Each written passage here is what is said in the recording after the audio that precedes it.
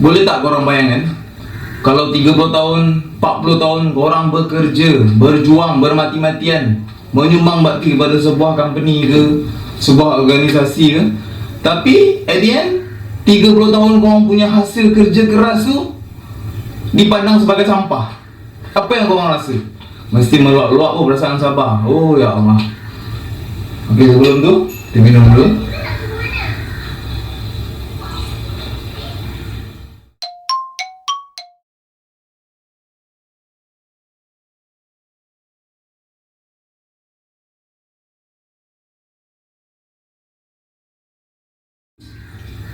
Assalamualaikum guys, welcome to Cikgu Boy channel. Hari ni Cikgu Boy akan review sebuah movie.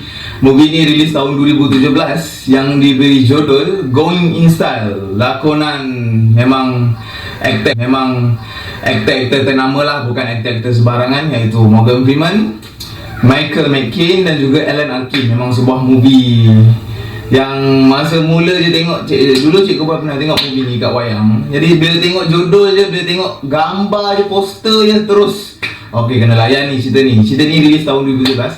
Okey, first thing, benda pertama yang Cikgu Boy akan sentuh adalah di balik tabir tu. Kita cerita pasal siapa yang terlibat di balik tabir. Cerita ni diarahkan oleh Zach Braff. Ni adalah cerita pertama arahan beliau yang Cikgu Boy sendiri tengok. Mula-mula tak kenal, baru-baru ni je Cikgu Boy sendiri baca siapa Zach Braff. Dan ramai jugalah review daripada Wikipedia yang movie yang dia arahkan memang extraordinary, memang lain dari yang lain. Okay, movie ni dia start shooting tahun 2017, tapi diorang plan sebenarnya daripada 2012 sebab diorang nak buat remake daripada movie Going in Style 1979. Sekiranya lama juga lah, 20-40 tahun juga. Jadi diorang decide untuk buat remake, tapi diorang ubah sikit lah jalan cerita sebab diorang jumpa dengan director asal dan producer asal dan cakap diorang nak minta kebenaran untuk usik sikit dia punya jalan cerita. Kalau untuk 1979 tak salah Cikgu Boy, dia punya ending at the end 3 orang penjerayah tu ataupun 3 orang watak utama tu didapati bersalah dan dihukum mati kalau tak salah. Tapi sebab diorang decide pada tahun 2012 diorang jumpa lah, diorang decide cakap apa kata kita ubah sikit ending dia. Sebab ramai sekarang semua orang benci kepada bank kan, benci dengan bank punya interest, benci dengan bank punya rule dengan apa-apa semua, yang buatkan kita sebagai pengguna, kita sebagai yang menyimpan bank, menyimpan duit ke dalam bank, tak dapat apa-apa benefit. Jadi mesti orang suka movie ni. So that's why dia tukar sikit lah, dia tukar sikit ending dia. Okey, lepas tu Cikgu Boy nak sentuh sikit pasal watak utama lah. Watak utama ni adalah 3 orang sahabat baik yang dah pencen, yang bekerja dekat sebuah kilang. Lakonan Albert, iaitu Michael McCain. Korang memang tahulah Michael McCain ni kalau buat movie, dia memang watak-watak dia semua memang padu-padu lah. Dan Willie, rakan baik dia, iaitu Morgan Freeman sendiri.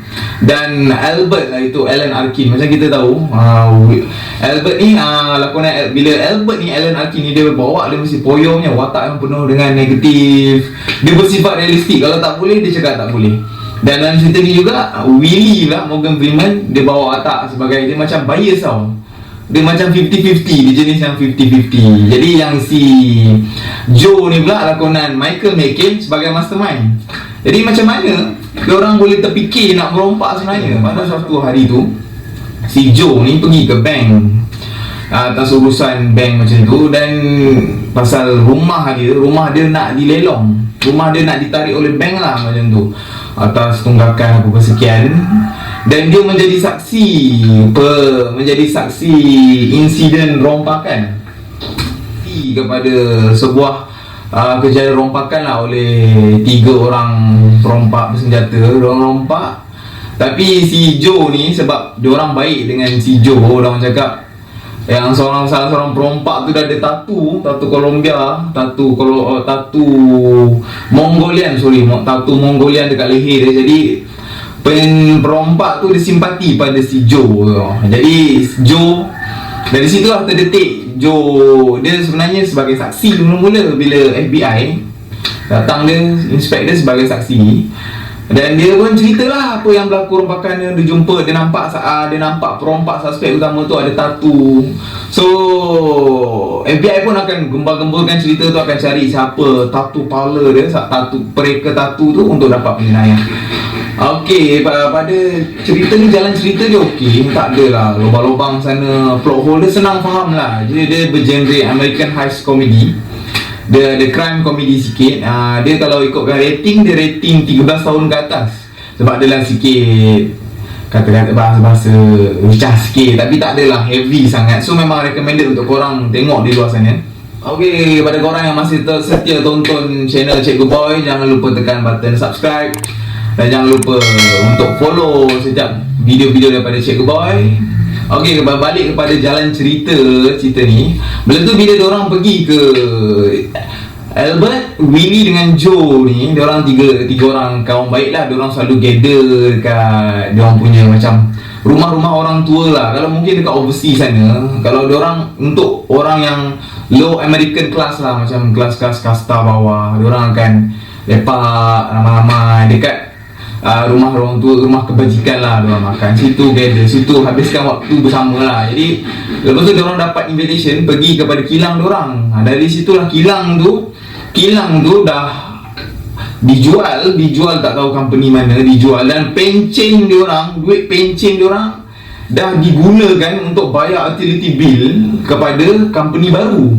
Duit pencen diorang pekerja tu lebih kurang 30 ke 40 orang macam tu digunakan untuk bayar bil utility. Dan si Joe sebagai mastermind lah, sebagai watak protagonis, dia pun provok lah, kenapa macam ni, apa jadi 30 tahun hasil sumbangan kami pada company mean shit to your people. So diorang pun semua sorak. Tu pun company tu pun macam tu juga.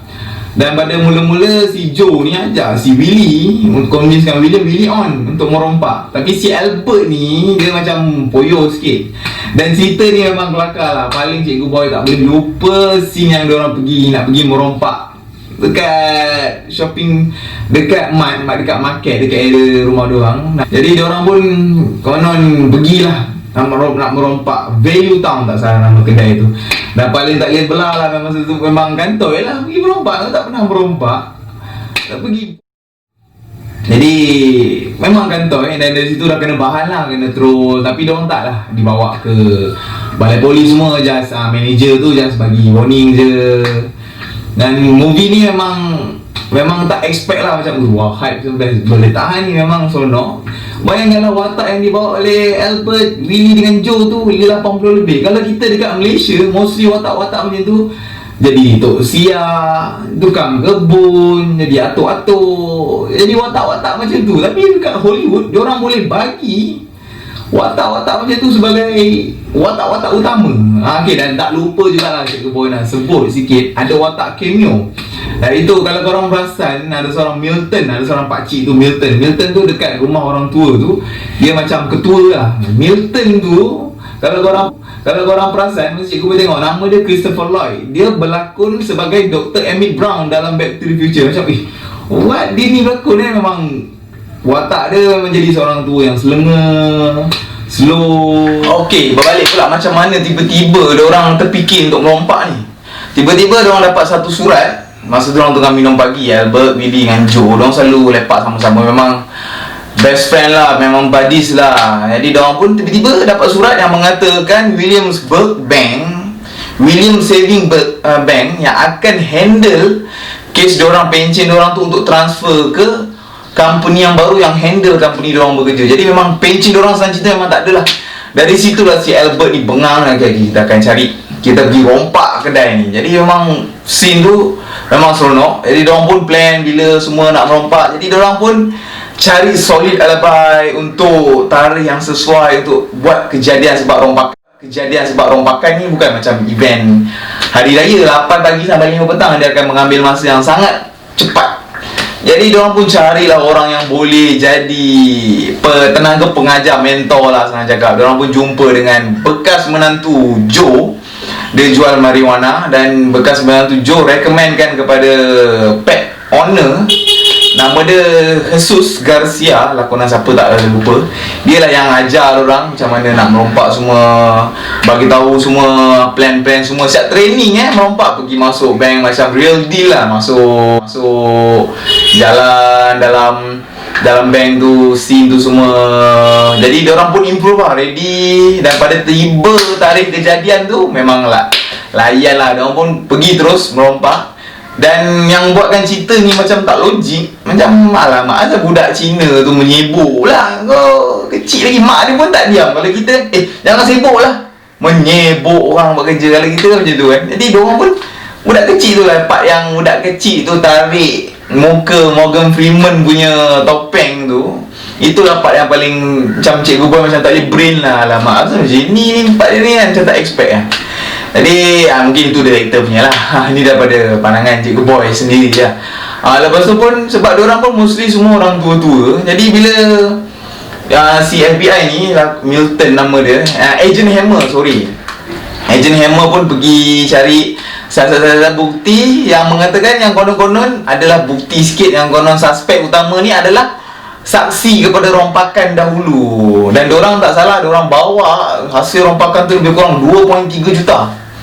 2.3 juta. Dan diorang duit ni kira dia macam Robin Hood lah, rompak dan dia bagi kepada family diorang bagi kepada kawan-kawan sekerja yang ditindas lah. Company tu ditindas. Dan bayangkanlah 30 tahun bekerja langsung tak ada penghargaan daripada company. Jadi macam, come on lah, kau company berjuta-juta untung, takkanlah tak boleh bagi penghargaan.